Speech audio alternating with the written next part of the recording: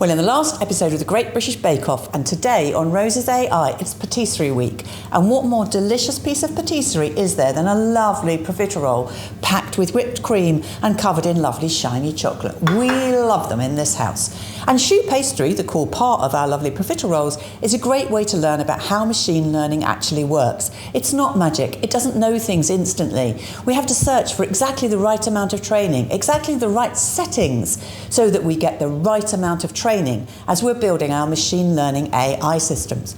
Welcome to Rose's AI, welcome to Patisserie Week, welcome to choux pastry, and welcome to learning the essentials of machine learning. As always on Rose's AI, there are 3 key learning points for today. Learning point number 1, the so-called Goldilocks problem. Too much, too little. Too hot, too cold. We need to get the exact right settings in our training so that we get the right amount of training in our AI system, so it gives us the kind of answers that we need. It does what we want it to do. Number 2, the AI doesn't know anything instantly. We have to search for the right settings in the training. We have to search for those settings and get them right through trial and error.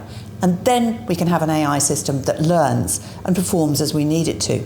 And number 3, we're often learning blind, a bit like when I'm baking my profiteroles. I don't really know whether they've worked until I take them out, cut them open and see if they're hollow and yet crisp and a golden colour on the outside. So it's a bit like baking blind with no window in the oven. It's only when we've done some training with our AI and we test it that we'll know whether we've got it right or not. Welcome to Rose's AI. So choux pastry is famous for being tricky, and it's a really good way to learn about how difficult it is to actually get machine learning right. So with our choux pastry, we have butter, we have water, we have eggs, we have flour. We have the same ingredients each time we make it. We try and use the same method. We try and use the same oven settings, and yet it doesn't always produce exactly the same results. Maybe the protein in the flour is not exactly the same. Maybe the eggs are not precisely the same size as the ones we used last time. Maybe we haven't measured that water exactly right or set the oven at exactly the right temperature for the type of day that we've got today, for the type of ingredients that we've used. If we look at these choux buns, we've got 4 examples. Now this one here is clearly underbaked. It's pale, it's not the right colour, it's a bit dense, and when I break it open, it's not really got that hollowness and that crispiness that we want for our delicious profiteroles. We didn't bake it in a hot enough oven. Now all of these have had the same ingredients and the same method, so this difference is purely to do with the oven settings. Now these ones, look, lovely golden colour, nice and crisp, and if I break it open, beautifully hollow, nice and crisp. I can fit lots of nice cream in there and cover it with delicious chocolate. These ones, not too bad. Break them open, they're crisp, but look, they're not really hollow. I'm not going to get a lot of chocolate in there, and they're really a bit too dark. So we've overbaked these. Well, and these ones, we've clearly burnt these. So you can think of this in machine learning terms as these ones are what we would call underfitting. We haven't trained the network enough. We haven't adjusted enough to get the right amount of training in our machine learning. This one we have. We've got the Goldilocks problem right. We've got a nice golden outer shell. We've got a hollow middle. It's nice and crispy. This is perfect machine learning. This one, we've overfitted, we've overbaked it. This will be like a machine learning AI that's remembering, not really finding the answers for you or generating them if it's a generative AI system. It might be able to, for example, if it's a photo image recognition system, it'll only be able to recognize the photos that it's been trained on. It won't be able to generalize. And this one just isn't functional. It's burnt, it's ruined. It's not going to work for us. Now, what we're talking about here is something called gradient descent. What we're trying to do when we're looking for this lovely perfect choux pastry, if we think of this as a machine learning system, is we're trying to find the right gradient as we try things out, test, see if we're getting the right answer. Have we got the right oven temperature? Have we got the right ingredients? Have we made these appropriately? And we are descending towards the right answer along the gradient that looks to be right. And so this is what we mean by gradient descent. This is machine learning AI, and it's also choux pastry. Now, for my lovely choux profiteroles, I've got 150 mils of water brought to the boil with 50 grams of butter in it, and it's very hot at the moment. And then I put straight in one go, 75 grams of plain flour, and mix it quickly and strongly until it's all mixed together and it's glossy and it's coming away from the sides of the saucepan. It happens quite quickly. And you can see it's all forming into one lump, and it's hot and it's shiny and it's coming away from the sides of the saucepan, which is exactly what we want. And then we add 2 beaten eggs, a little at a time.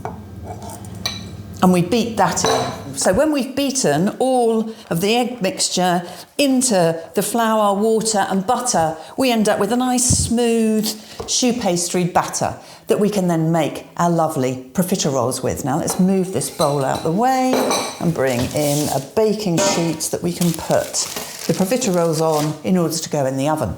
Now here we've got 150 mils of water, 50 grams of butter, 75 grams of flour, 2 eggs. I've been precise with my measuring as best as I can, but I can't guarantee those eggs are exactly the same size as they were last time I made these. So I can't be sure I'm going to get perfect results, but I've done my best. This is the start of our machine learning AI system. We've put the data together, we've got our processing power, we've got the algorithm that we want to use, but have we got the right amounts of everything? And now we're going to start the training process, or in this instance, we're going to start the baking. So what we're going to do is take this batter, and this is enough for 12 profiteroles, and I don't fancily do it in a piping bag. I just spoon it out, trying to be as even as I can onto the baking sheet. So I just take a spoon of profiterole mixture and put it as evenly as I can in a nice little sort of ball profiterole shaped amount, trying to keep them as even as possible. Of course, on Bake Off, the expert bakers would be measuring each to make sure they were exactly the same size, but I'm not being as precise as that, although I am trying. Well, that one looks a bit small, so we give it a bit more, to be as precise as I can as I make my 12 profiteroles. And then, of course, it'll all be about the baking. And as I say, once the oven door is shut, how will we know whether we've got it right or not? Oh, it looks a bit small, doesn't it? Just take some off there. So we're going to bake these in the oven for 20 minutes at 200 degrees and then 10 further minutes at 170 degrees. And then I'm going to turn the oven off, cut the profiteroles open and leave them cut side up to dry in the oven as it cools down. And that way we hope we'll get that perfect profiterole. But we don't know for sure. We're going to have to test as we go and adjust if we need to, just as we do when we're going about machine learning, to make sure we get just the right amount of training, to make sure that we make the right adjustments to all those little tiny decision points in the neural network machine learning algorithm, so that we get a trained machine learning system that doesn't memorize, isn't overfitted or overtrained, but knows enough about how it can find the answers that we need. So now my choux are in the oven. I don't know if they're going to be perfect like these ones in the profiteroles here. I hope they are. I've used the same ingredients. I've used the same method. I'm using the oven in the same way, but I won't know until I see the results, and I can test and adjust and test and adjust until I get a really nice choux that's golden and hollow and crispy that I can fill with cream and coat with a lovely chocolate icing. And it's the same with our machine learning systems. They don't just happen overnight. We have to take time to build them and train them carefully and appropriately. We have to make sure that we get all of the tiny little parameters right so that we don't overfit our systems, or our systems are not overfitted or overtrained. They haven't memorized. They're able to search for knowledge and information and patterns in the way that we need them to. But it's time consuming. It requires precision and it requires care, just like the perfect choux profiterole. This is Rose's AI. I'm Rose Luckin, and this has been Patisserie and machine learning about gradient descent.